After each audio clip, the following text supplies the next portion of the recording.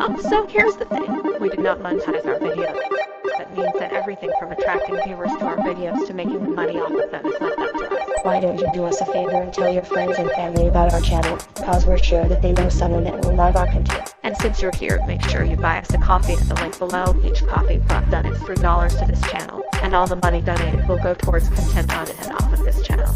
Also on our Ko-fi page, check out our shop where you can watch the unedited versions of commercial breaks and buy cool merchandise we made ourselves.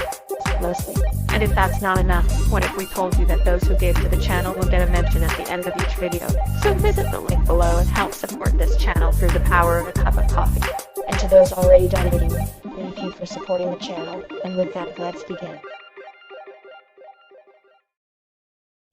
Hello, David and Marcy here, and tonight we'll be standing before the judge. Well, not just a judge, but Judge Robert J. Franklin. Following is an episode of The Judge, an obscure program that ran in syndication from 1986 to 1993. Each episode saw a fictionalized account of an actual court case play out in the courtroom with Judge Robert J. Franklin, and former lawyer that made his living off of the law. Now The Judge wasn't your average syndicated courtroom program, and it's really not because of the fact that it dramatized cases rather than looking into real ones. As obscure as this program was, one thing remembered by the small audience that watched the program was its use of shock value, and it wasn't the shock value used by other courtroom programs. That and syndication. No, you have hostage situations, surprise, witnesses, overdoses, the classic courtroom outburst, and you know the charm of trash TV. Now, as you just saw, you can find plenty of episodes of this series online, but for this video, we'll be sharing with you one you can't find right here. You'll be seeing some he said, she said between a well-to-do man and a woman that had an affair with a foreigner. It's just too bad we can't watch this Lifetime movie unfold in the courtroom, but hopefully, witnessing it from the outside will be just as good as seeing it from the inside. As always, we've left in the commercials that originally aired with this program, so you'll be seeing commercials for a cereal that can be enjoyed by people of all ages. The steak that's teeming with crumpet, the pain reliever that's right for you. And you might see a 900 number at 2. Oh, and don't miss round 2 of the crazy wolves related from our last KASN video. You heard Marcy right. This episode of The Judge aired on indie-turned CW station KASN-TV 38 in Pine Bluff, Arkansas, the same place where you thought you those Sex Against a Rock and Dead or Alive videos. Specifically, this Judge episode succeeded the station's airing of Ladder, which aired on February 25th, 1993.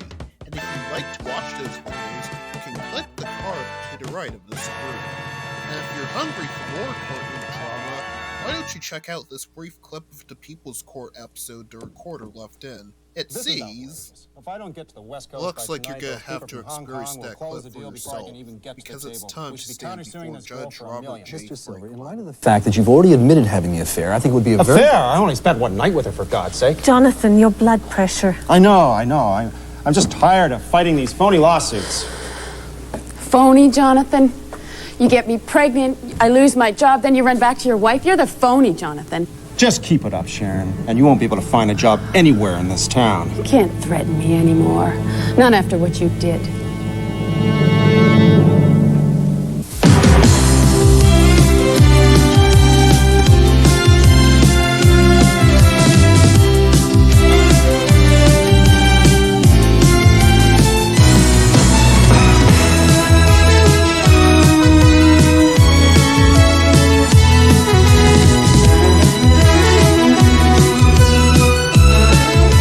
I'm Judge Robert J. Franklin. I chose the law as my way of serving my fellow citizens. As a judge in the family court, I pray each day that God will give me the wisdom to always temper justice with mercy. What you are about to see is the dramatization of an actual case in family court. Because of the emotional and sensitive nature of the issues presented here, Judge Franklin's courtroom is closed to the public. The proceedings are about to begin. I do. Be seated, please. This case is a transfer from Superior Court. Ms. Sharon West is suing Mr. Jonathan Silver for breach of promise and asks for $500,000 in damages. Mr. Silver is countersuing for $250,000, claiming defamation of character. Your opening statement, Mr. Merton? Your Honor, Sharon West was an independent and successful businesswoman until she fell prey to the seductive charms of Jonathan Silver, a man with a notorious reputation for exploiting young women.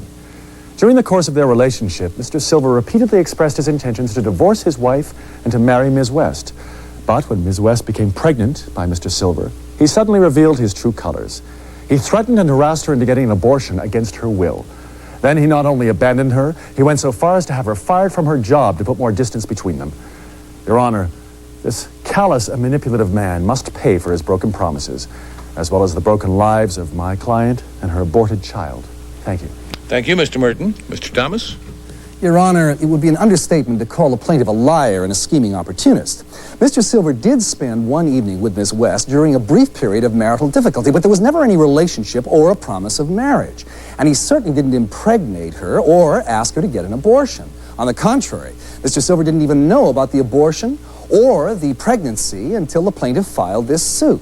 Your Honor, Sharon West is not the vulnerable victim she pretends to be. We will show that she's a very shrewd and a very sick woman. Thank you. Thank you, Mr. Thomas. Mr. Merton, call your first witness, please. I call Sharon West. Very well. Ms. West, as you come forward, let me remind you that you were sworn in as this hearing began. And now as you testify, you'll be testifying under oath. You understand that, do you not? Yes, I do. Good. All right, Counselor, go ahead. Thank you. Ms. West, when did you first meet Jonathan Silver? Last year. Jonathan was looking for land to build a new resort, and my office had a listing on a large piece of riverfront property. That's where they're building the Silver Beach Hotel now, which I never got a commission on, thanks to Jonathan's influence. Sharon, we'll get to that. Let's take this in order, okay? Oh, all right. Well, I was supposed to show the property to Jonathan and his entourage, but they pulled up in their limousines, cruised by, and left. I mean, it never said a word to me, never got out of the car. But then when I got back to my office, there was already a message from one of his bodyguards asking me to have dinner with Jonathan at his condo in town. And was this an invitation to discuss real estate? Well, that's what I thought. I mean, I was expecting one of those tough negotiating sessions he's famous for. But when I got there, Jonathan told me he had already decided to buy the property and that his assistant would handle the paperwork. So, I mean, I couldn't believe it. Here I was with Jonathan Silver. And we ended up playing pool and throwing darts in his game room all night. Well, until he took me up to his bedroom. And you had intimate relations? Yes. I mean, I don't normally do things like that, but, I mean, Jonathan was so sweet and so charming. I mean, here is a man who could have any woman he wanted, telling me he never believed at love at first sight until he met me. I mean, I know that sounds corny, but it didn't then. Did you know that Mr. Silver was married? Yes, but he was separated and planning on a divorce. I mean, it was in all the newspapers, and Jonathan told me himself. Your Honor, plaintiff's exhibits numbers 1, 2, and 3 are news clippings from the Chronicle, the Herald, and the National Examiner. All these articles contain direct quotes from Mr. Silver regarding the separation from his wife. Your Honor, the Silvers did have marital problems at one time, but that's hardly any evidence of a relationship between the plaintiff and Mr. Silver. Yes, I hear you. All right, go ahead, Counselor. Sharon, did your relationship with Mr. Silver continue after that first night? Yes. For the next 8 months, he'd call or he'd come over to my apartment several nights a week, and we'd spend That's a lie. Mr. Silver, I don't allow interruptions during testimony. Wait till you take the stand, please. Go ahead, Ms. West. Well, like I said, Jonathan would come over whenever he could. He didn't want me coming back to his condo because he was afraid it would look bad on his divorce proceedings. You know, of course, he never did file for a divorce, but he kept telling me he was going to. Did he discuss any other personal plans with you? Sure. I mean, all we ever talked about was how we were going to get married as soon as his divorce was final. And whenever Jonathan was out of town, he'd send me flowers and travel brochures of Europe. I mean, that's where he said we were going on our honeymoon. Plaintiff's exhibit number 4, Your Honor, a brochure from a luxury hotel in Monte Carlo. There's a short note written on the cover of the brochure, which the defense stipulates is Mr. Silver's handwriting. Sharon, would you please read the inscription? Yeah. Sharon, I like the looks of this one. What do you think? And it's signed with his initials, J.S. So, your relationship continued for 8 months, and Mr. Silver continued to make promises of marriage. Is that right? Yes. But everything changed last May when I got pregnant. Jonathan said that he had just filed for a divorce and that my being pregnant would really complicate things, and he wanted me to get an abortion, but I didn't want that. I mean, maybe that's all right for some people, but not for me, you know? I didn't want to kill my own baby. I didn't want that. But you did go through with the abortion. Yes, but, I mean, Jonathan wouldn't consider any other alternatives. I mean, he kept saying, if I really loved him, then I'd do it. And then finally he got so angry. I mean, he said if I didn't have the abortion, he didn't want to see me anymore. And so I was forced to choose between the man I love and the baby I never got a chance to love. You know, and obviously I made the wrong choice. Sharon, what happened after you terminated your pregnancy? I couldn't believe it. I mean, Jonathan wouldn't even talk to me. I called his office. I went by his condo. I mean, they wouldn't even put me through to him. And the next thing I know, I read in the paper that he and his wife are getting back together again. I mean, just like that. Would you have aborted your child if you had known that Jonathan Silver no longer intended to marry you? No, of course not. I mean, I only did it for Jonathan. I mean, he kept saying, oh, we'd have other children. You know, he promised we'd have a lifetime together. And now I have nothing.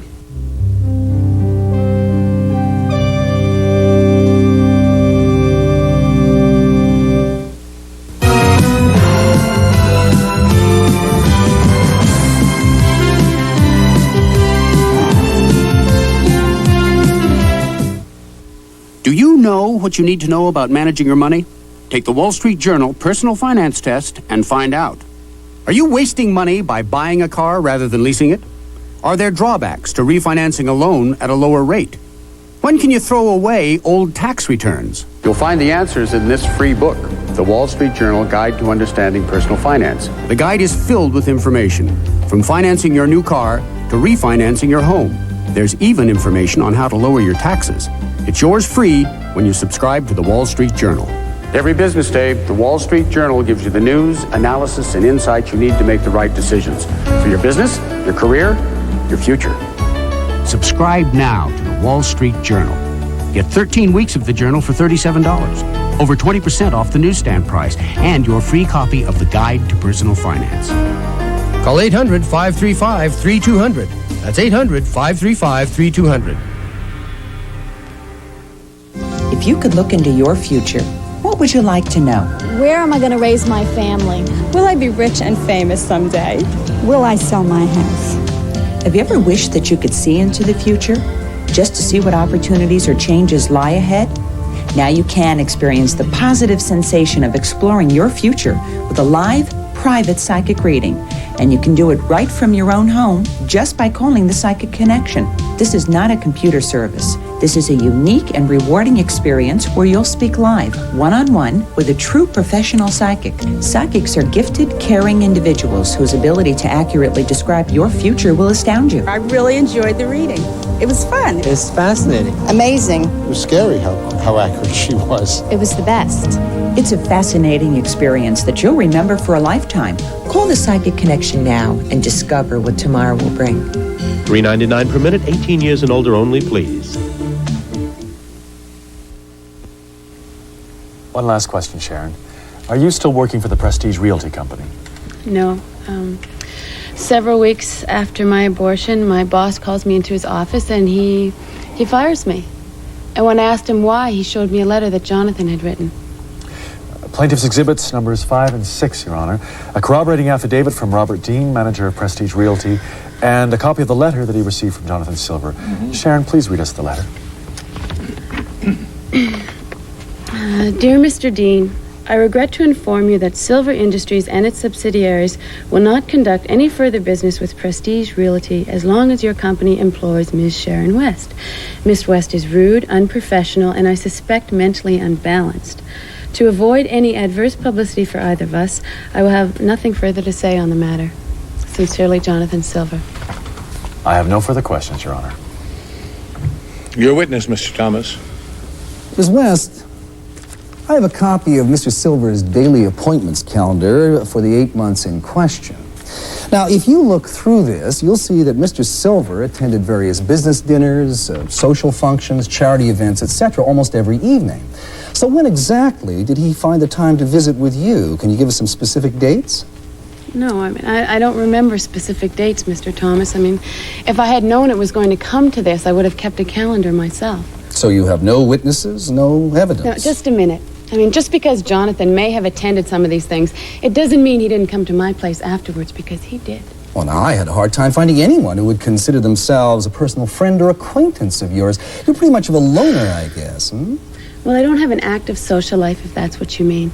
I mean, I spend most of my free time looking at property and trying to get new listings. Well, that's interesting. I have here affidavits from two of your neighbors, Miss West.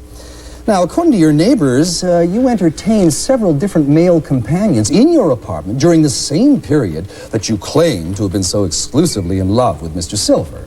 There was no one except Jonathan, and that's who they must have seen. Well, according to these sworn affidavits, your neighbors are absolutely certain that none of those unidentified companions was Mr. Silver.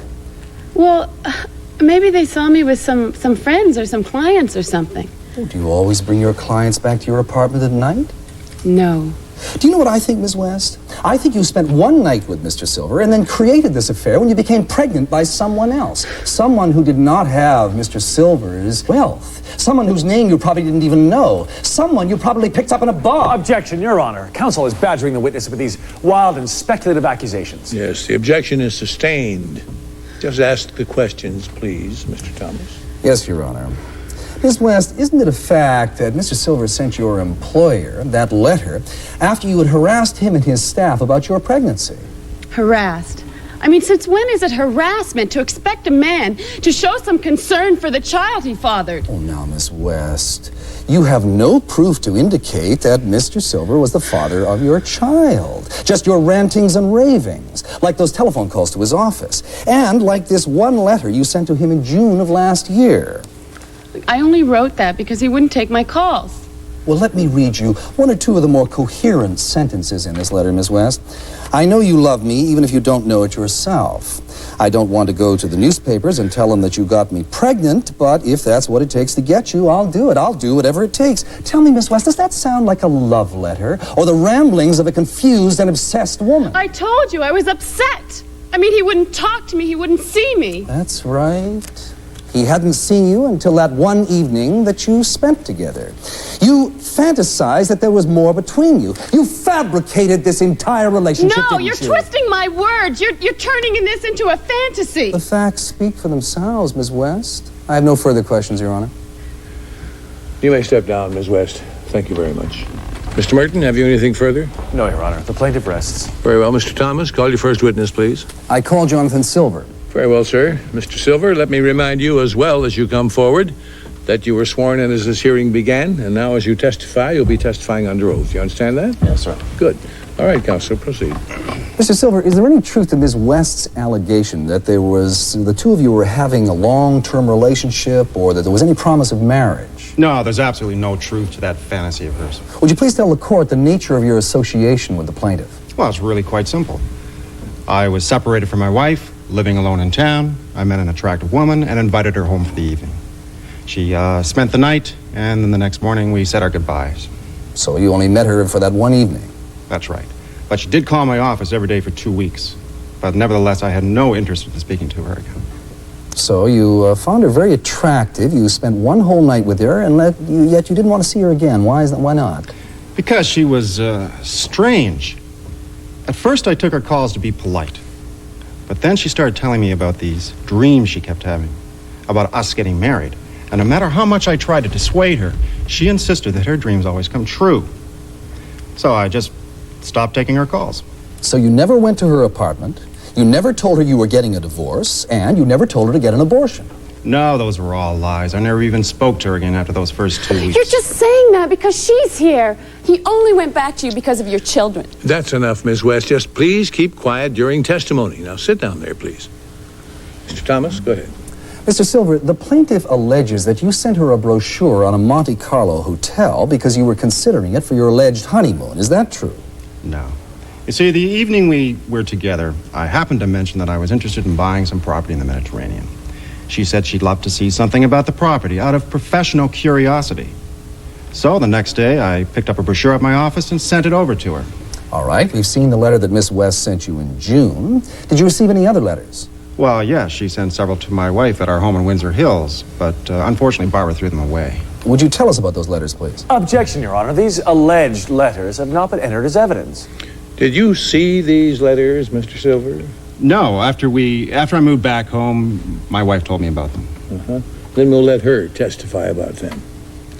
Go ahead, Mr. Thomas. Mr. Silver, what is your current marital status? My wife has taken me back. We want to get on with our lives.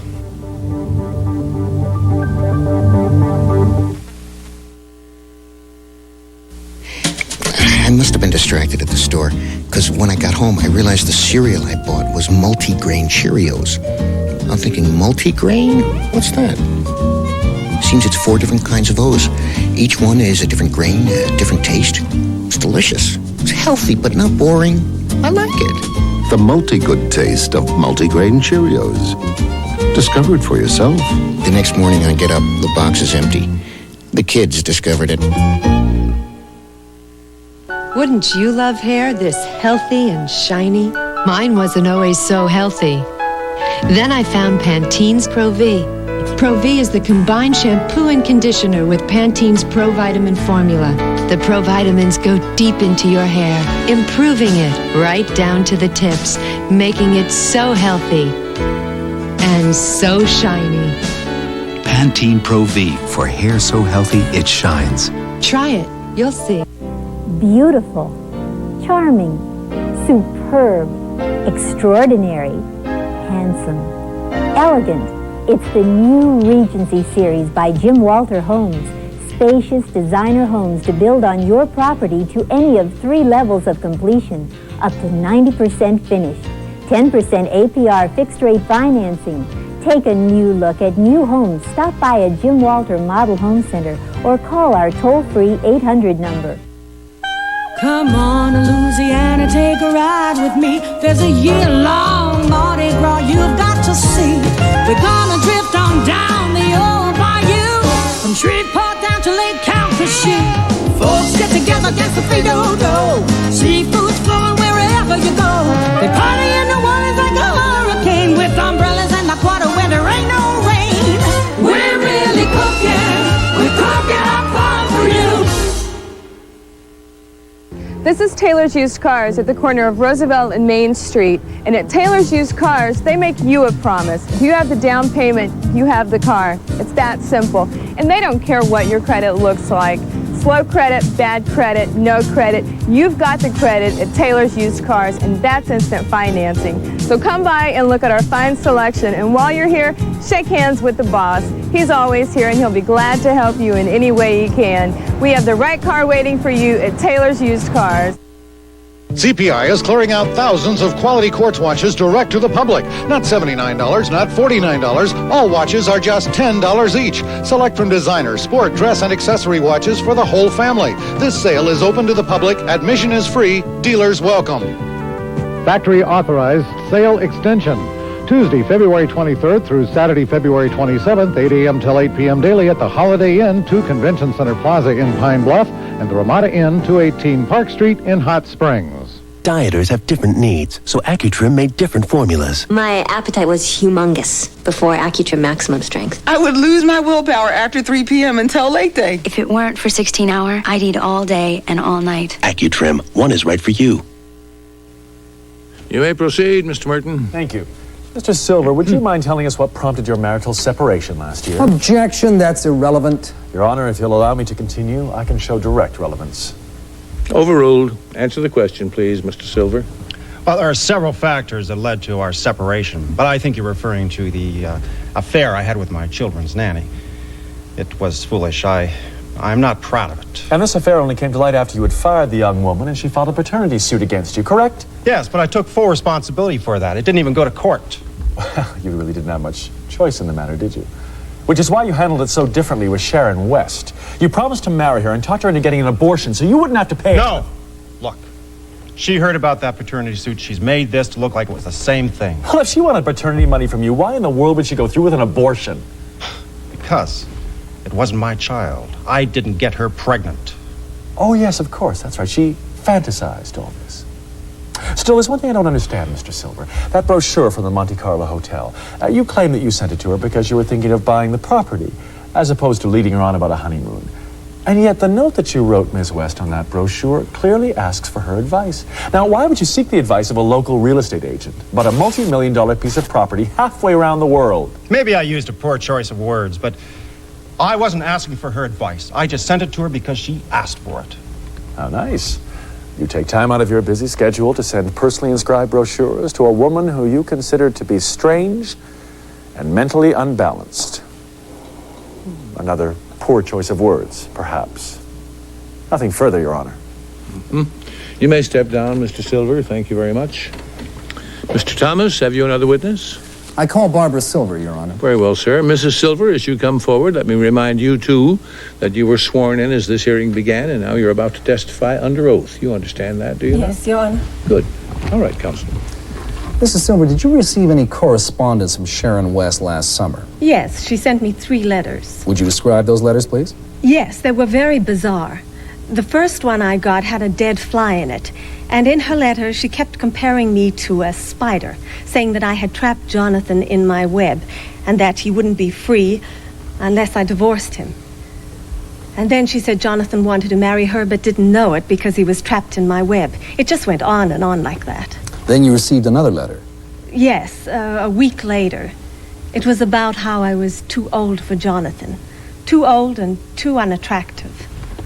I don't know if those were her exact words, but that was the gist of it. She also enclosed a snapshot of herself without any clothes on. She said that Jonathan had taken it. Of course, it was obvious that he hadn't. Why do you say that? Because there were 2 cats in the picture sitting on the couch. I don't know where that photo was taken, but Jonathan wouldn't have been there. You see, he's deathly allergic to cats. He can't breathe when he gets anywhere near them. So if Ms. West had cats living in her apartment, your husband couldn't have been visiting her there on a regular basis, as she has alleged. That's absolutely correct. No, that's wrong. You're wrong. Control yourself, Miss West. That wasn't in my apartment. I don't have any Miss cats. West. You think you're so smart, don't you? Well, he doesn't love you. You just have his children, that's all. But he doesn't want you, and he doesn't want children either. Tell her, Jonathan. Tell her. Tell her you love me.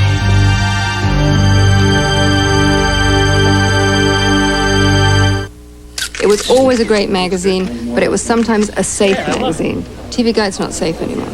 We take risks. We go off and we ask people the tough questions. We get behind the scenes. Nobody else can do that because they don't have the contacts and they're not inside the industry like we are. Call and subscribe to the new TV Guide now and get 4 issues free. TV Guide is the authority on television. We are better than every newspaper in America because we are complete, we are accurate, we are credible. Order now. You'll receive 41 issues billed in 4 payments of $8.89 each. And you'll receive 4 more issues free with your paid subscription. That's a total of 45 issues. People love nuggets, little bits and pieces and gossip items. The difference with the gossip in TV Guide is that you can believe it. So order today and get 4 issues free. Just call 1-800-541-6300. If it's on TV, it'll be in TV Guide.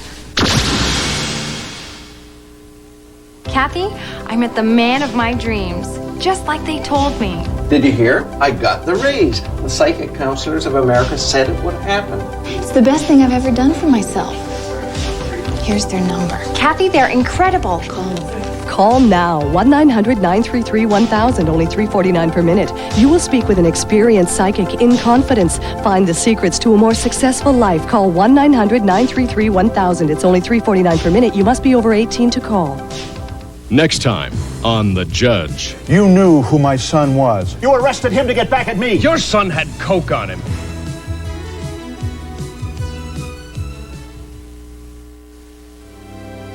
I took my car in for a tune-up. This young fellow, he says, "What's the problem, Gramps?" Should have known right there he was going to gyp me. He drives me $300 for a tune-up. What's this world coming to? To Sidney Moncrief, we stick to our estimates, guarantee our work, and respect our customers. Sidney Moncrief Pontiac Buick GMC. It's a great Midwest Conference jam session all season long.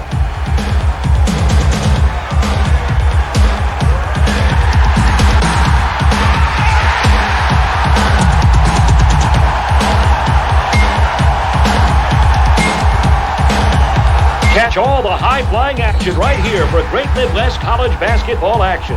Great Midwest Conference basketball Saturdays on KASN-TV 38. Fresh Cat Box starts with Johnny Cat Premium Cat Litter with exclusive Green Guard odor control. Ooh, I love my Johnny Cat.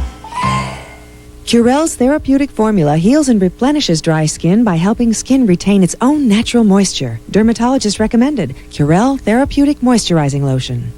You want regular cheddar cheese with all that fat, cholesterol, and calories? No. I'm giving you Alpine Lace fat-free because I care how you eat. Under the circumstances, Mr. Merton, I am dismissing the plaintiff's lawsuit. Ms. West is obviously a very disturbed young woman. I will see to it that she gets an immediate psychiatric evaluation before I consider pursuing any action against her whatsoever. As for you, Mr. Silver, I am also dismissing your countersuit. I have no doubt that Ms. West conjured up most of this sorry episode, but considering your history of extramarital affairs, sir, I think it would be extremely difficult to defame your character. You know, when people engage in promiscuous behavior and casual sex, they must accept the risk of such potential dangers as pregnancy and disease and emotional complications, such as we've witnessed here today.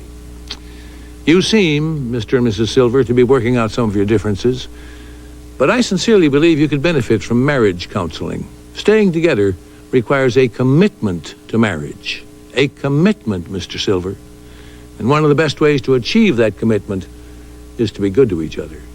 Try it. You might like it. That's all. This court stands adjourned.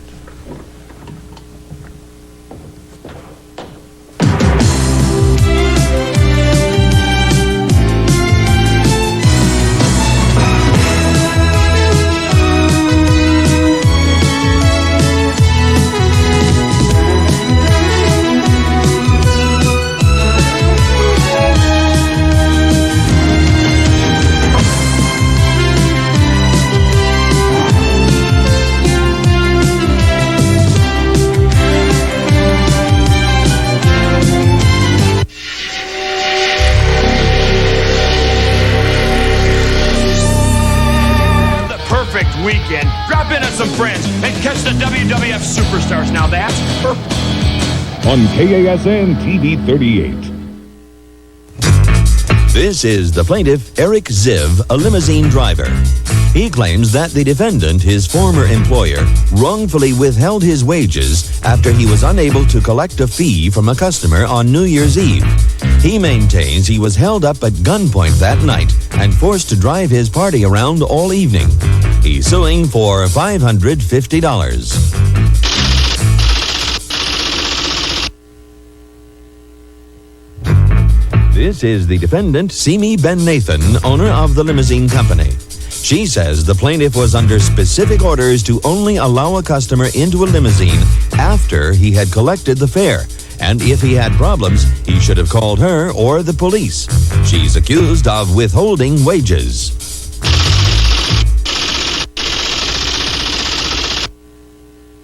What you are witnessing is real. The participants are not actors. They are actual litigants with a case pending in a California municipal court. Both parties have agreed to dismiss their court cases and have their dispute settled here in our forum, the People's Court. Hi, I'm Doug Llewellyn, and welcome to the People's Court. This is the case of Happy New Year. Stick 'em up. Now, the plaintiff in this dispute is suing because he says after the customer pulled a gun on him, he was so terrified he was not about to insist on collecting money from him. The defendant states that she thinks something fishy might be going on here because the plaintiff did not notify her of the alleged holdup until several days after the incident. So let's watch now as the litigants tell their sides of this story to Judge Wapner. I know you've been sworn, sir. I have read your complaint. You claim the defendant owes you some money for wages that you earned? Yes, correct, Your Honor. How were you paid? Usually it was like 15% out of the drive in addition to an hourly salary. 15% out of the drive? Okay, the driver gets paid an hourly wage, depends on his starts, $4.50 an hour. $4.50 an hour. Plus 15% of the total cost of the run, which is his gratuity. Okay, all right. So he's paid by